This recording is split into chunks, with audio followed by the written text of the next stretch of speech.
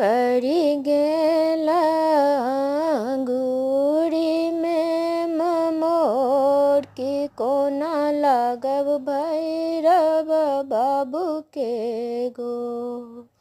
मलिया दोकान सँ फूल हम मंगायब की भैरव बाबू पूजा करब तोर की कोना लागब भैरव बाबू के गो।